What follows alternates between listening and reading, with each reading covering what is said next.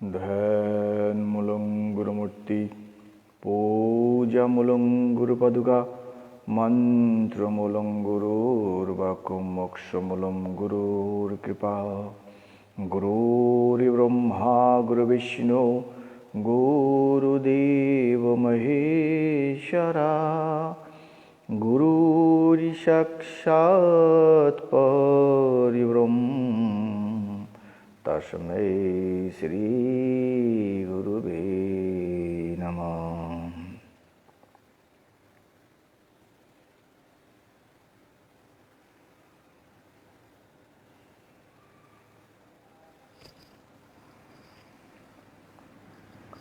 উপস্থিত দর্শকবৃন্দ, আমার বোন ও ভাইয়েরা, চরাচর জগতের সমস্ত প্রাণী ও পদার্থ ঈশ্বর স্বরূপ।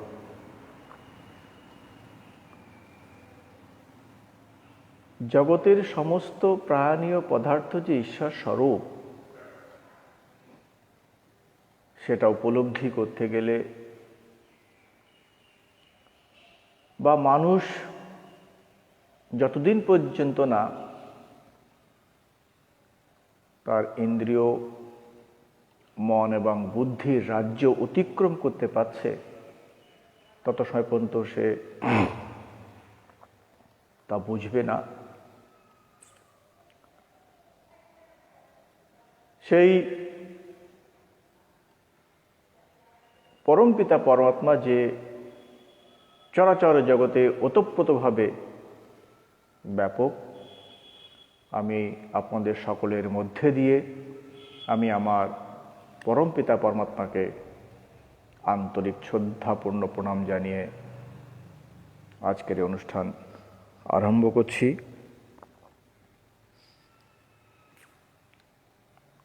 বিবেক বার্তার মধ্য দিয়ে আমরা সনাতন, যা শাশ্বত, সেই সনাতন ধর্ম যা নিরপেক্ষ সত্য, যা ছিল, আছে আর আগেও থাকবে, সেই সত্য কিন্তু তত্ত্বসমূহের উপরে স্থাপিত, মনুষ্য প্রকৃতির উপরে স্থাপিত। সেই যে শাশ্বত সত্তা আমরা আলোচনা করি, যার সম্বন্ধে বিবেক বার্তার মধ্য দিয়ে মানুষকে জানানোর চেষ্টা করছি, সেই সত্তা কিন্তু তখনই উপলব্ধি হবে যখন মানুষ তার ইন্দ্রিয়, মন এবং বুদ্ধির রাজ্য অতিক্রম করবে, অর্থাৎ অতি চেতন অবস্থা, অতি ইন্দ্রিয় অবস্থায় যখন মানুষ পৌঁছাবে। বৌদ্ধিক অর্থাৎ বুদ্ধিজাত বিকাশের দ্বারা, বুদ্ধিগত যুক্তি দ্বারা সেই অতীন্দ্রিয় সত্তাকে, নিরপেক্ষ সত্যকে আমরা উপলব্ধি করতে পারবো না, কিন্তু এতটা মানুষ বুঝতে পারবে যে নিরপেক্ষ সত্য কখনো যুক্তি বিরোধী হবে না, বাস্তব বিরোধী হবে না, বিজ্ঞান বিরোধী হবে না এবং শাস্ত্র বিরোধী হবে না। এবার প্রশ্ন, যে বর্তমান যুগতে শাস্ত্রের যে বিকৃতি রূপ আমরা দেখতে পাচ্ছি, অনেক সম্প্রদায়, অনেক মিশন, অনেক মঠ, অনেক গোষ্ঠীর নিজ নিজ শাস্ত্র তৈরি করেছে, যুগ উপযোগী শাস্ত্র। সেই শাস্ত্রের কিন্তু বিজ্ঞানসম্মত মত পোষণ করে না। সেই শাস্ত্র যুক্তিসম্মত আমরা দেখতে পাই না। এবং প্রাচীন যে গ্রন্থ, যা মহাপুরুষ, মহাত্মা, ঋষিরা যা বলে গেছেন, তাদের যে উক্তির সঙ্গে বর্তমান যুগের বহু শাস্ত্র তার কোনো মিল নেই। অতএব সেখানে শাস্ত্র আমরা বিরোধী মত দেখতে পাই।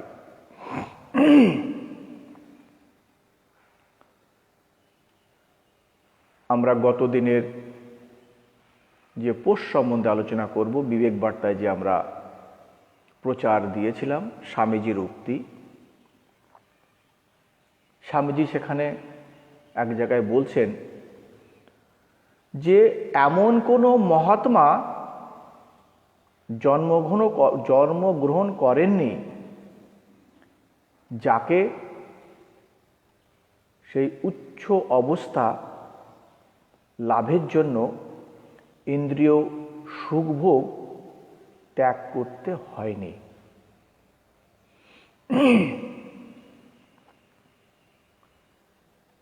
স্বামীজি বলেছেন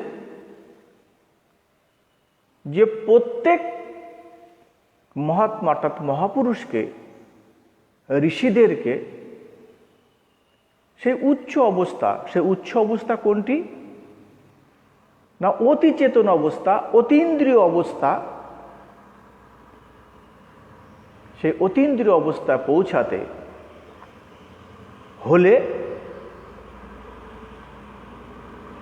মানুষকে তার ইন্দ্রিয় সুখভোগকে ত্যাগ দিতেই হবে। যার জন্যে সনাতন ধর্মের মূল বৈশিষ্ট্য যে সেই অতীন্দ্রিয় অবস্থা, অর্থাৎ সে চিরন্তন সত্য, যা শাশ্বত সত্য, তাকে উপলব্ধি করতে গেলে ব্যক্তির চারিত্রিক পবিত্রতার প্রয়োজন।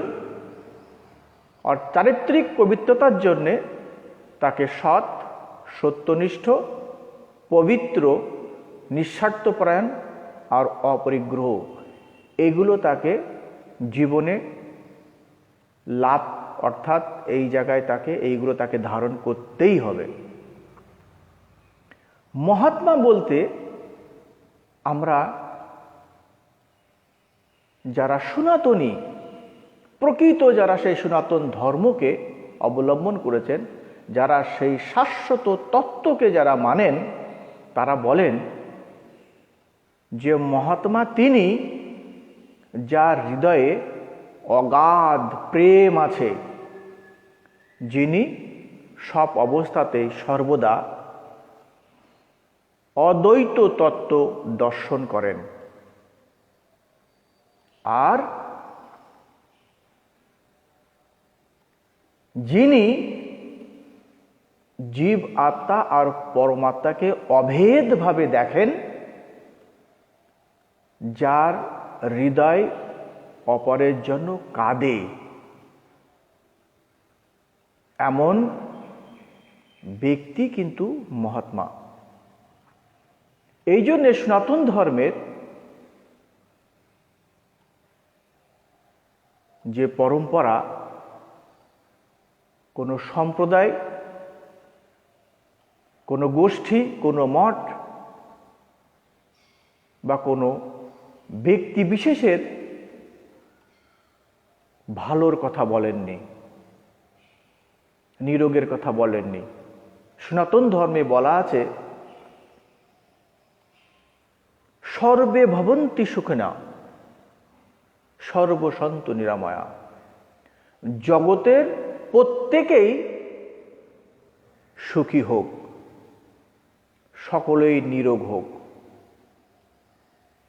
এটা একমাত্র সনাতন ধর্মের বৈশিষ্ট্য। এই যে ইন্দ্রিয় সুখ ভোগ ত্যাগ করতে না পারলে সে যে মহাত্মা হতে পারবে না, এই জন্যে আমাকে কোনো একজন প্রশ্ন রেখেছেন, তিনার জিজ্ঞাসা যে হযরত মুহাম্মদ তিনি কি মহাত্মা ছিলেন? তিনি যে ধর্মকে প্রচার করেছেন তার কোটি কোটি অনুযায়ী আছে, আর সেই সম্প্রদায় হযরত মুহাম্মদ যে ধর্মকে বিস্তার করেছেন সেই ধর্মের লোকেরা সনাতন ধর্মকে মান্যতা দেন না, কিন্তু সনাতন ধর্মের মানুষেরা মুসলমান ধর্মকে মান্যতা দেন। এটা সেই ব্যক্তির প্রশ্ন। আমি তার সেই প্রশ্নের উত্তরের জন্যে আমি আমার ব্যক্তিগত অভিমত, যুক্তি এবং ঋষিদেরকে সামনে রেখে তার উত্তর দেওয়ার চেষ্টা করব। যদি কোনো সম্প্রদায়ের মানুষ এটাকে ভুল বলেন বা তাদের যদি মনে হয় আমি তাদের বিরুদ্ধে কিছু কথা বলছি, তার জন্য আমি মার্জনা চেয়ে নিচ্ছি। আমার কথাতে অনেকের অনুমান তাদের মানসিকতার সঙ্গে মিল নাও হতে পারে, কারণ আমার কথার অর্থটাকে সেই সমস্ত মানুষ অনুমান করবেন। আমি চেষ্টা করব যা কিছু বলবো বিজ্ঞান, বাস্তব, শাস্ত্র অর্থাৎ ঋষিদেরকে সামনে রেখে এবং যুক্তি, আমাদের সনাতন যারা প্রকৃত সনাতন ধর্ম কিন্তু একটা, অনেক নয়। পরবর্তীতে সেই সনাতন ধর্ম থেকে পরে যা কিছু সৃষ্টি হচ্ছে সব সম্প্রদায়। আমরা যদি ইতিহাসকে লক্ষ্য করি, মুসলমান ধর্ম এবং খ্রিস্ট ধর্ম এদের বয়স 2,500 থেকে 3,000 বছর আগেকার, কিন্তু যা সনাতন, যা সৃষ্টির সঙ্গে সঙ্গে এটা কিন্তু কয়েক লাখ বছর আগেকার মতবাদ এবং ধর্ম, কয়েক লাখ বছর আগে থেকে বয়ে আসছে। যবে থেকে বয়ে আসছে সেখানে কিন্তু কোনো সম্প্রদায়ের উল্লেখ নেই, কিন্তু পরবর্তীতে সম্প্রদায়ের সৃষ্টি হয়েছে। সনাতন যারা ধর্মী, যেখানে সনাতন ধর্মের যে শাস্ত্র, যে শ্রুতি শাস্ত্র বেদ, সেখানে কিন্তু হিন্দু, মুসলিম, খ্রিস্টান, বৌদ্ধ, জৈন এমন কোনো শব্দের উল্লেখ নেই। হিন্দু বলেও কিন্তু উল্লেখ নেই। এমনকি সত্যযুগ তো বহু আগে, তার অনেক পরে দাপর যুগ আরম্ভ হয়েছে। সেই দাপর যুগের যে মহাপুরুষ ছিলেন ভগবান শ্রীকৃষ্ণ, সেই শ্রীকৃষ্ণের যে উক্তি, যে শ্রীকৃষ্ণ অর্জুন সংবাদ, সেটা হচ্ছে মদ্ভগবদ্ গীতা। সেই গীতার মধ্যেও কোথাও হিন্দু শব্দের উল্লেখ আমরা দেখতে পাই না। এবং তার আগের কথা তো আমি ছেড়েই দিলাম। তাহলে সম্প্রদায়, এই যে হিন্দু বলে যে একটা সম্প্রদায়, এটা কিন্তু অনেক পরে সৃষ্টি হয়েছে। তাহলে হিন্দুর সঙ্গে সঙ্গে আমরা এটা বুঝি, তাহলে মুসলমান, খ্রিস্টান, শিখ, বৈশ্য অনেক বহু সম্প্রদায় সৃষ্টি হয়েছে। সবগুলো কিন্তু সম্প্রদায়। সনাতন ধর্মের যে ঋষি, তারা বলেন আমাদের এই কলিযুগের কয়েকশো বছর আগে একজন ঋষি হয়েছিলেন, তিনার নাম সন্ত কবির। তিনি একটা কথা বলতেন, যে সন্ত কি বাণী অটপটি ঝটপট লখে না কই, जो झटपट লাগে তো চটপট দর্শন হই। যে সাধু অর্থাৎ মহাত্মাদের যে কথা, তারা যে উক্তিগুলো দিয়ে গেছেন, তারা যে আদেশগুলো দিয়ে গেছেন, তারা যা বলে গেছেন, সে কথাগুলো অত্যন্ত সরল। অত্যন্ত সরল হওয়ার জন্যে যে সমস্ত মানুষ সরল নয়, তারা সেই সরল ভাষাটাকে বুঝতে পারেন না। তাদের কাছে সেই সরল ভাষাটা অটপটি, মানে উল্টো পাল্টা বলে মনে হয়। যখন মানুষ সাধনার মাধ্যমে তার মনকে নির্মল করে, অর্থাৎ সরল যখন হয়ে যায়, তখন সাধুদের সেই ভাষা বুঝতে পারেন। আর কবিদাস বললেন, যদি আমরা খুব তাড়াতাড়ি যদি তাদের ভাষা বুঝতে পারি, তাহলে খুব তাড়াতাড়ি কিন্তু আমাদের ভগবানের দর্শন হবে। আর একটা কথা, যে ঋষিদের যে বাণী, যে মত, তাদের যে চিন্তাধারা, সেটা বুঝতে গেলে তারা যে অবস্থায় উঠেছিলেন, জ্যোতিন্দ্রির অবস্থায় উঠেছিলেন, আমরা যদি সেই অবস্থায়, অতি চেতন অবস্থায় যদি, অতি ইন্দ্রিয় অবস্থায় যদি আমরা না উঠতে পারি, তো তাদের ভাষাও কিন্তু আমরা বুঝতে পারবো না, কিন্তু আমরা অনুমান করতে পারি, আমাদের বুদ্ধি অনুসারে আমরা কিছু বোঝবার চেষ্টা করতে পারি। এবার আসব যে হযরত মুহাম্মদ আদৌ তিনি মহাত্মা ছিলেন কিনা। কেউ মহাত্মা কি না আমি বললে, আমি মহাত্মা বললেই আমি মহাত্মা হয়ে যেতে পারি না।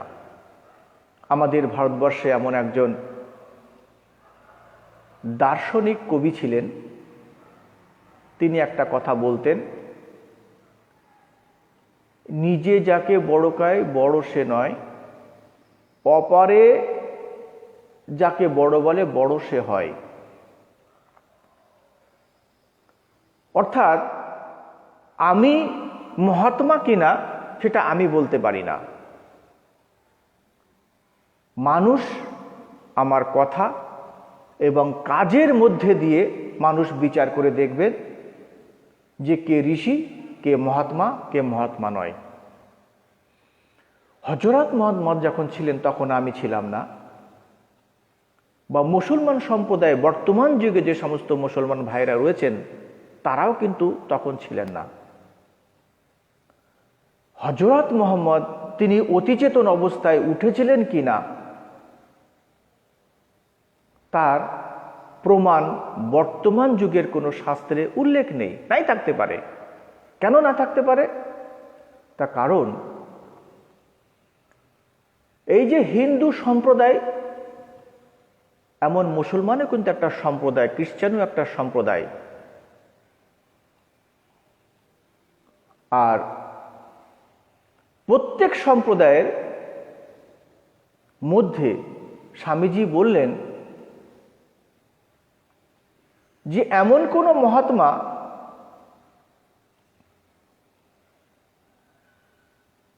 জন্মগ্রহণ করেননি যিনি এই ইন্দ্রিয় সুখভোগকে ত্যাগ না দিয়ে এই অবস্থায় পৌঁছাতে পারেন। তো আমার এক বন্ধুর প্রশ্ন, বলে স্বামীজি কি অন্য ধর্মের মহাত্মাদের কথা বলেননি? না, অবশ্যই বলেছেন। তিনি কোনো ব্যক্তি শুধু হিন্দু সম্প্রদায়ের কথা বলেননি, তিনি বলেছেন এমন কোন মহাত্মা, তাহলে সেখানে সমস্ত সম্প্রদায় চলে আসছে, শুধু হিন্দু সম্প্রদায়ের কথা নয়। স্বামীজি বলতে চেয়েছেন যে যে সম্প্রদায়েরই মানুষ হোক না কেন, তাদেরকে যদি সেই সনাতন সত্তাকে বুঝতে হয়, অনুভব করতে হয়, উপলব্ধি করতে হয়, তাকে সেই অতীন্দ্রিয় অবস্থা তাকে পৌঁছাতেই হবে। আর সেই অতীন্দ্র অবস্থা পৌঁছাতে গেলে তাদের ইন্দ্রিয় সুখভোগ ত্যাগ দিতেই হবে, না হলে পৌঁছাতে পারবে না। হযরত মুহাম্মদ তিনি সেখানে পৌঁছেছিলেন, কিন্তু বর্তমান যুগে তেমন কোনো মহাপুরুষ সেই সম্প্রদায়ের মধ্যে নেই। সেই কারণে যে আদেশ বা হযরত মুহাম্মদ যে নীতি চালু করেছিলেন, বর্তমান যুগের মানুষ তার সেই নীতিকেই পালন করছে কিনা তাতে যথেষ্ট সন্দেহ আছে। কারণ মানুষ তার নিজের সুখ চরিতার্থ করবার জন্যে, তার মানসিক মনোবৃত্তি স্বার্থসিদ্ধি চরিতার্থ করবার জন্যে নিজ নিজ পথ, নিজ নিজ মত সৃষ্টি করেছেন এবং তাদের স্বার্থ সিদ্ধি পূরণের জন্যে তাদের ইচ্ছা মতন সেই হযরত মুহাম্মদের অতিচেতন অবস্থার যে মত ছিল, যে আদেশ ছিল, তাকে বিকৃত করা হয়েছে। যেমন হিন্দু সম্প্রদায়ের কথা আমি বলবো, ভগবান শ্রীকৃষ্ণ গীতার 4 অধ্যায় 2 শ্লোকে বলেছেন একথা, যে যোগ যে জ্ঞান সৃষ্টির আদিতে তিনি প্রচার করেছিলেন, সেই জ্ঞান সেই যোগ পরম্পরাক্রমে কিছুদিন এসছিলেন, রাজঋষিদের মধ্যেও ছিল, কিন্তু দাপর যুগের শেষে এসে সেই জ্ঞান প্রায় লোপ হওয়ার মুখে ছিল, যার জন্যে সেই জ্ঞান ভগবান শ্রীকৃষ্ণ পুনঃস্থাপনের জন্যে অবতার হয়েছিলেন। তাহলে আমরা এটা দেখতে পাচ্ছি, হিন্দু সম্প্রদায়ের মানুষকে এটা বোঝা উচিত,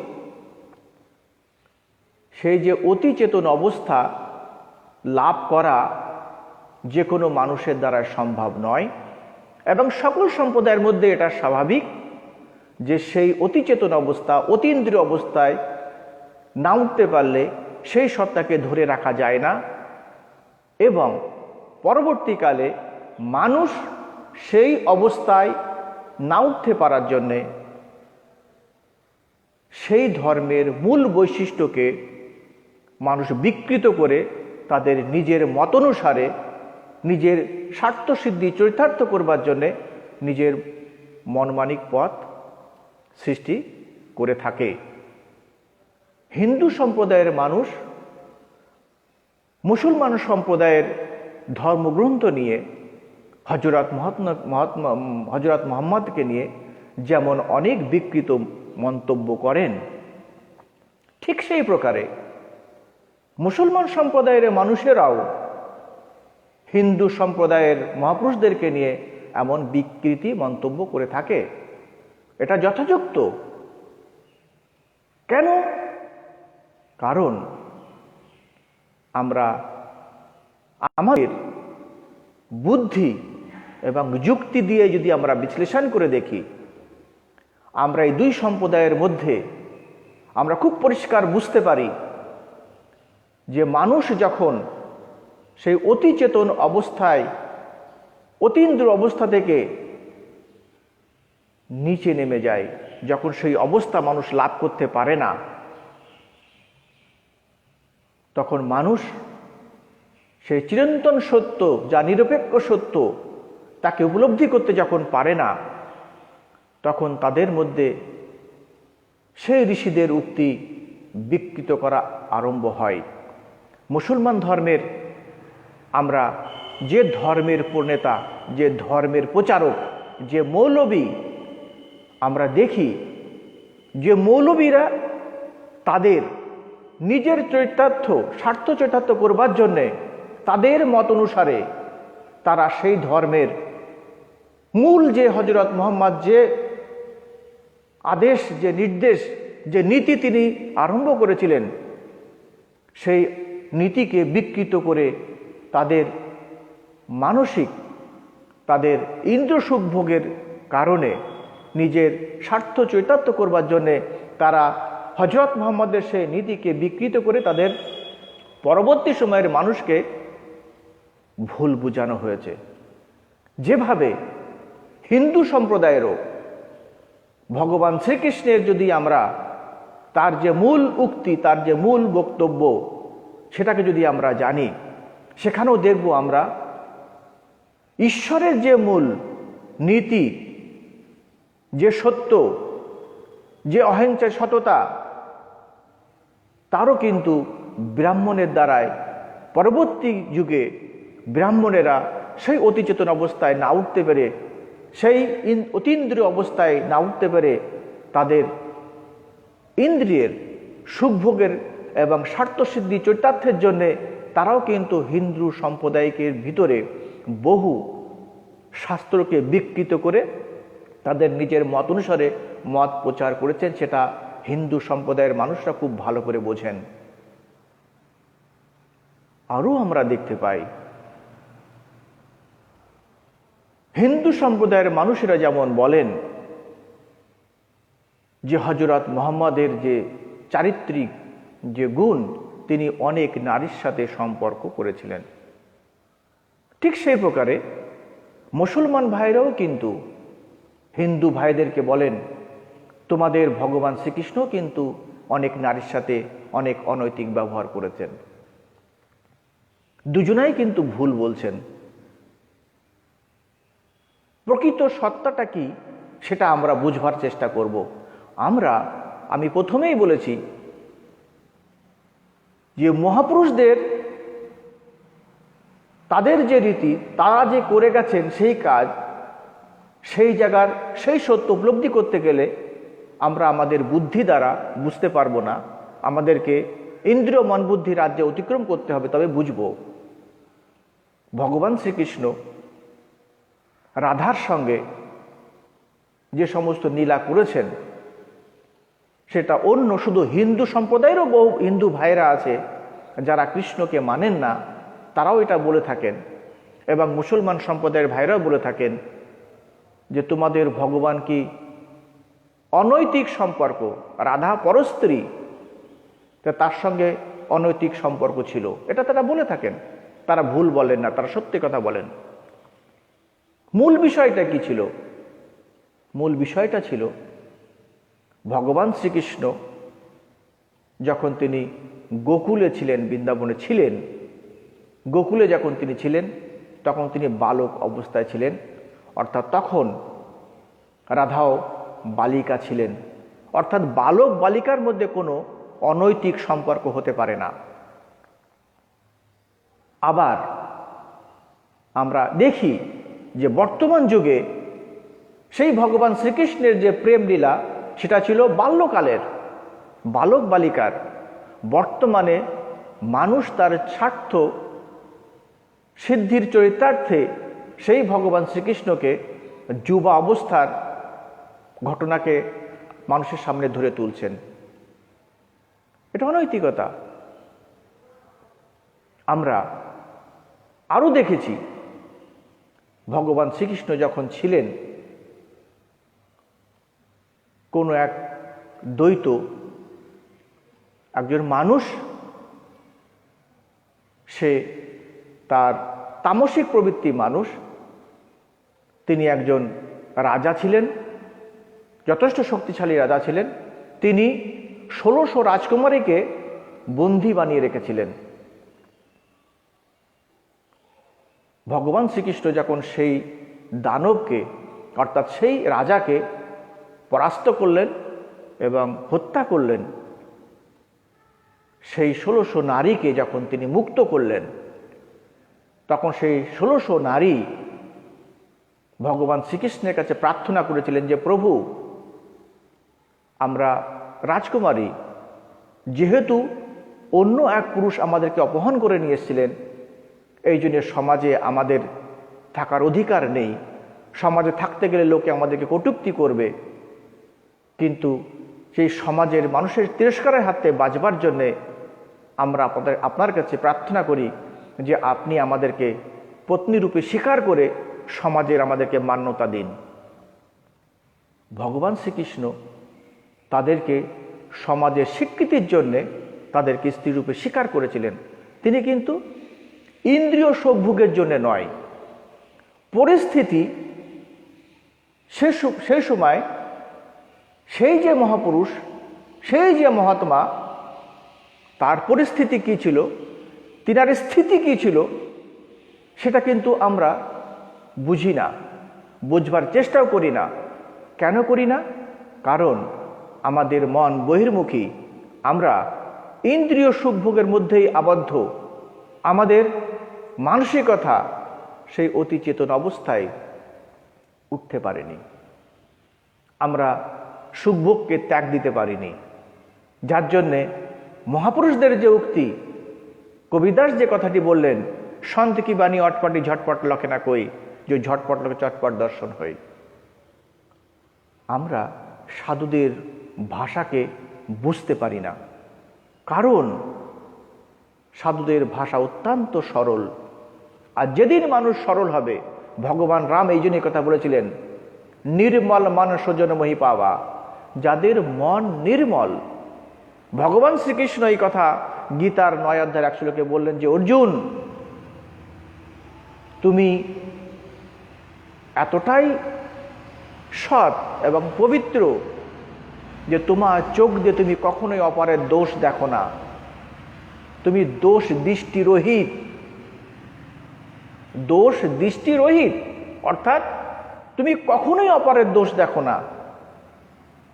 কিন্তু আমরা কিন্তু সবসময় অপরেরই দোষ দেখি, নিজের দোষ কিছুই দেখি না।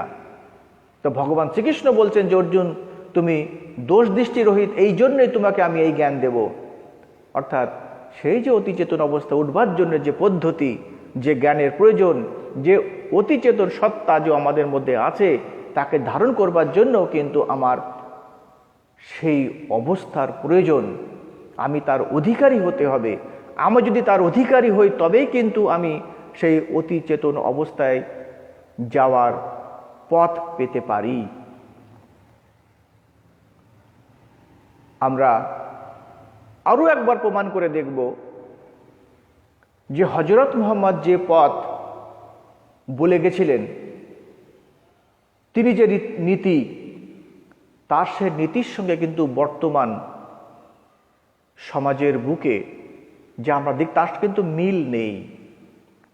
যেমন হিন্দু সম্প্রদায়ের ভগবান শ্রীকৃষ্ণ, ভগবান রাম, বা আমাদের যত সুখদেব, রাজা অশ্বপতি, রাজা জনক, মুনি বশিষ্ঠ মুনি, বেদব্যাস, যাজ্ঞবল্লভ, ভারদ্বাজ মুনি, তাদের যে নির্দেশ, সেই নির্দেশ কিন্তু বর্তমানে কিছুই আর চলে না, হয় না। সেই মত মতো কেউ চলে না। হিন্দু সম্প্রদায়ের মধ্যে যে বিকৃতি ভাব এসছে আমরা দেখতে পাচ্ছি, শুধু কি এটা হিন্দু সম্প্রদায়ের মধ্যেই বিকৃত ভাব? না, সমস্ত সম্প্রদায়ের মধ্যে কিন্তু এই বিকৃতি ভাব আছে, ছিল এবং আগামীতেও থাকবে। আমরা যেন কখনোই এটা না ভাবি যে শুধু আমি যেটা করছি সেটাই ঠিক, অন্য যেটা করছে সব ভুল। কোনটা ঠিক, কোনটা ভুল, আমাকে যদি কিছু ভুল বলে প্রমাণ করতে হয়, আমাকে যদি অন্যকে ভুল বলতে হয়, তবে আমাকে সে ভুলটা প্রমাণ করে দেখাতে হবে। তবেই আমি বলতে পারি, তবেই আমার অধিকার আছে যে এটা ভুল। যদি সে ভুলটাকে আমি প্রমাণ করে দেখাতে না পারি, তবে সেটা কি ভুল বলবার আমার কোনো অধিকার নেই। হযরত মুহাম্মদ যে পথ যে তিনি বলে গেছিলেন, সেটা যে একজন মহাত্মার পথ, সেটা আরও একবার আমরা প্রমাণ দেখেছি, এই কলিযুগে দেখেছি। কখন দেখলাম? আমাদের মনে রাখতে হবে, আজ থেকে প্রায় 200 বছরের আশেপাশে, আগে 200 বছর পূর্বে এই পশ্চিমবঙ্গের বুকে এমন একজন মহান পুরুষের অবতার হয়েছিলেন, ঠাকুর শ্রী শ্রী রামকৃষ্ণ। ভগবান শ্রী রামকৃষ্ণ তিনি কিন্তু অতি চেতন অবস্থায় উঠতেন ছিলেন। তিনি অতি চেতন অবস্থা লাভ করেছিলেন, অতীন্দ্রিয় অবস্থা লাভ করেছিলেন। কেউ মানুক বা না মানুক তাতে কিছু আসে যায় না, কিন্তু তার যে কাজকর্ম, তার যে আদেশ, তার যে ভাবধারা, তার মধ্যে দিয়ে আমরা এটা পরিষ্কার বুঝতে পারি যে তিনি অতি চেতন অবস্থা এবং সমস্ত ইন্দ্রিয় সুখ ভোগকে তিনি পরিত্যাগ করেছিলেন। তিনি যখন ওই মুসলমান ধর্মকে গ্রহণ করলেন, তখন তিনিও তার মধ্যে দিয়ে কিন্তু আল্লাহকে উপলব্ধি করলেন। ভগবান রামকৃষ্ণ, ঠাকুর রামকৃষ্ণ যখন মুসলমান ধর্ম গ্রহণ করেছিলেন, তখন কিন্তু তিনি বর্তমান যুগের মৌলবীদের মতো তিনি ওই ইন্দ্রিয় ভোগ, ইন্দ্রিয় সুখ ভোগের চৈতাত্য দিকে কিন্তু বিন্দুমাত্র তিনার লক্ষ্য ছিল না। তিনি কিন্তু তখনও এই ইন্দ্রিয় সুখ ভোগ থেকে অনেক দূরে ছিলেন এবং তিনি খুব অল্প সময়ের মধ্যেই এই অতিচেতন অবস্থায় ছিলেন বলেই তিনি সেই মুসলমান ধর্মকে, অর্থাৎ সেই আল্লাহকে উপলব্ধি করেছিলেন। এই জন্য তিনি বলে গেছিলেন যে সব ধর্মই সমান, সব ধর্মই সত্য। কিন্তু মানুষ সেই পথকে বিকৃত করেছে। কেন বিকৃত করেছে? যে সেই যে সুখ ভোগকে যে ত্যাগ দিতে হবে, এই ইন্দ্রিয় সুখ ভোগকে ত্যাগ দেওয়ার পরিবর্তে মানুষ এই ইন্দ্রিয় সুখ ভোগ কিভাবে চরিতার্থ করা যায় তাদের সমস্ত মনোবাসনা তার দিকে নিয়োজিত। যার জন্যে মানুষ আর এখন বর্তমানে আমরা এমন মানুষের, এমন মহাপুরুষের সন্ধান পাই না, থাকলেও খুব অল্প সংখ্যক, হাতে গোনার মতো যারা সেই অতিচেতন অবস্থা, অতীন্দ্রিয় অবস্থায় উঠতে পেরেছেন। ভগবান ঠাকুর শ্রী রামকৃষ্ণ তিনি শুধু মুসলমান ধর্মই নয়, তিনি হিন্দু সম্প্রদায়ের, হিন্দু ধর্মকে গ্রহণ করে তিনি সেখান থেকেও তিনি উপলব্ধি করেছিলেন যে ঈশ্বর সত্য, ঈশ্বর আছেন এবং ঈশ্বরকে দেখা যেতে পারে।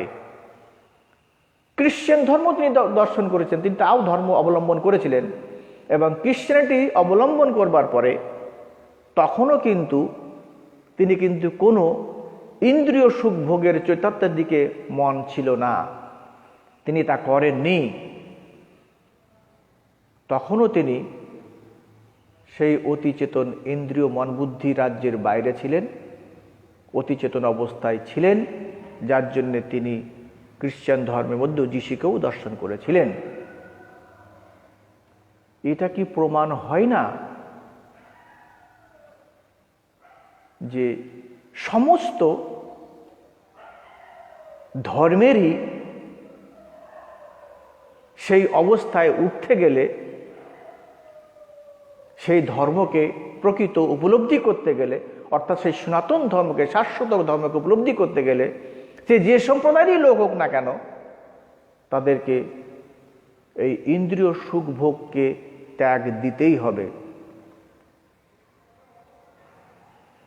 যে সমস্ত মহাপুরুষ, যে সমস্ত মহাত্মা সেই অতিচেতন অবস্থায় উঠেছিলেন, অতীন্দ্রিয় অবস্থায় উঠেছিলেন, তাদের প্রত্যেকেরই কিন্তু একই উক্তি ছিল, তাদের একই নির্দেশ ছিল।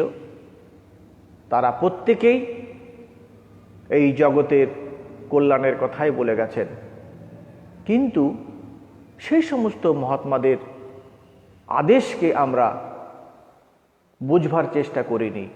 বর্তমান যুগেও এই ভগবান শ্রী রামকৃষ্ণের কথাই যদি আমরা দেখি, এখন সেখানে শুধু ঠাকুর রামকৃষ্ণকে নিয়েই কিন্তু মাতামাতি। শুধু এখন না, তিনি গত হওয়ার কিছুদিনের মধ্যেই সেটা হয়েছিলেন। তার যে প্রধান শিষ্য ছিলেন স্বামী বিবেকানন্দ, তিনি কিন্তু একথা তিনি থাকতে থাকতে বলে গেছিলেন যে ঠাকুর শ্রী রামকৃষ্ণ অবতার পুরুষ কি অবতার পুরুষ নয়, সে কথা প্রচার করবার কোনো প্রয়োজন নেই।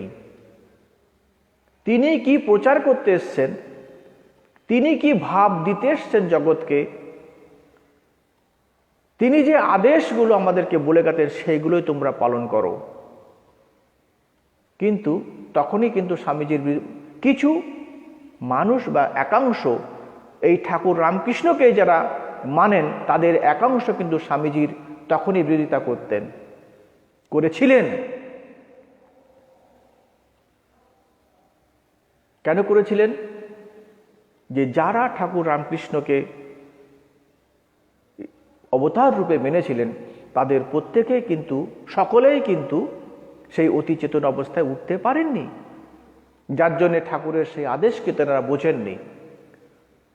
ভগবান শ্রীকৃষ্ণ তিনিও যখন ছিলেন তখন তাকে কিন্তু সকলে ভগবান মানেননি, বা তার যে আদেশ ছিল তাকে কিন্তু সকলেই সেই আদেশকেও পালন করেননি।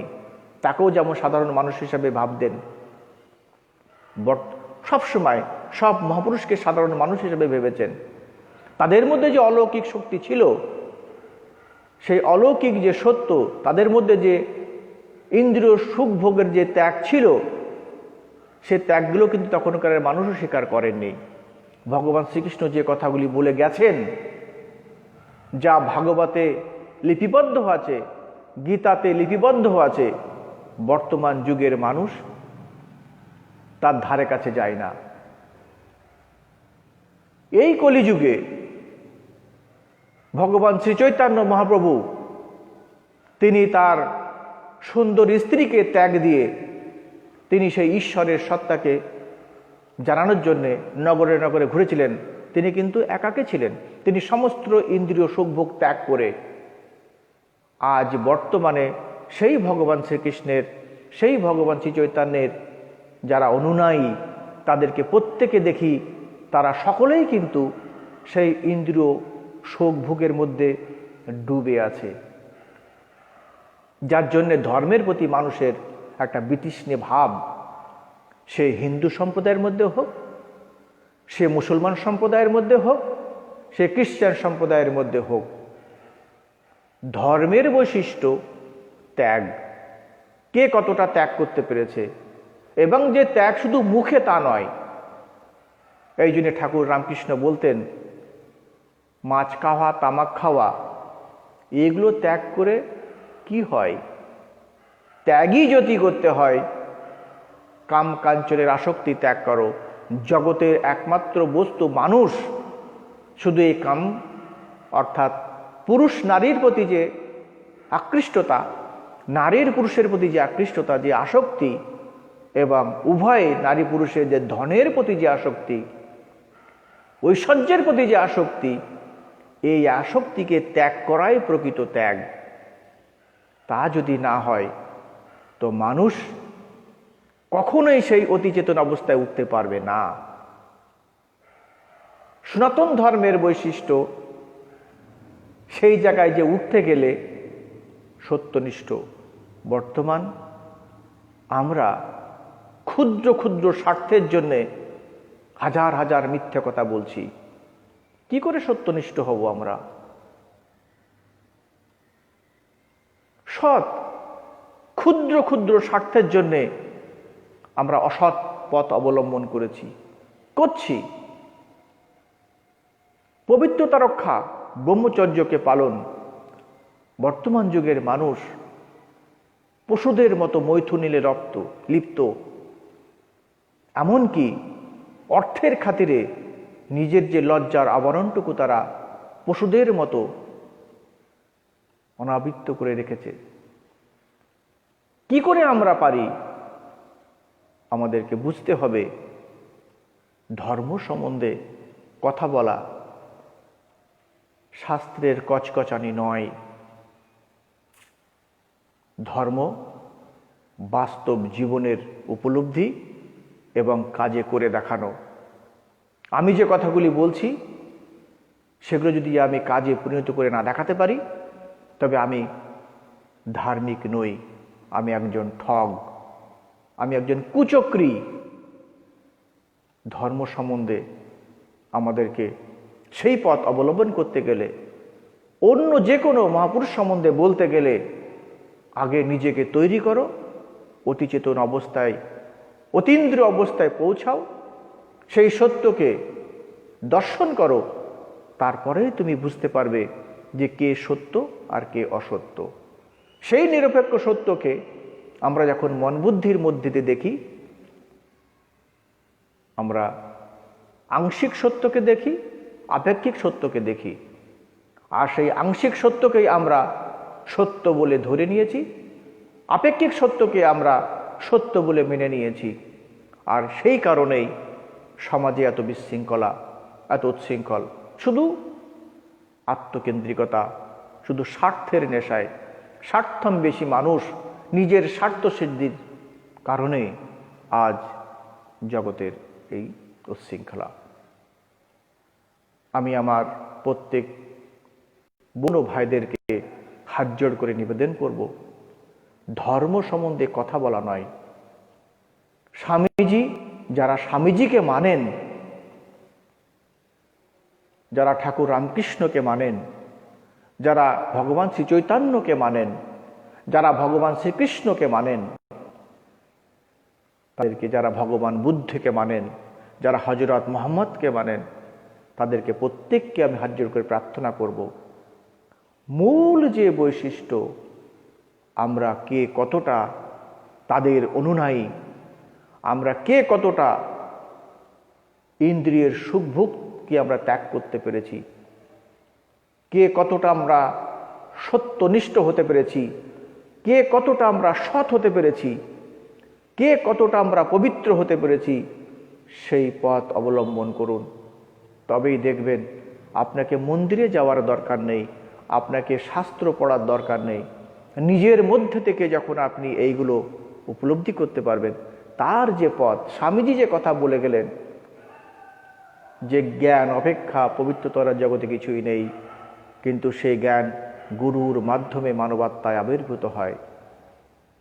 তেমন গুরু, এমন একজন মহাত্মার শরণাপন্ন হও যে যিনি তার নিজের বন্ধন ছিন্ন করেছেন, এবং কালও তোমাকে কিসের বন্ধন?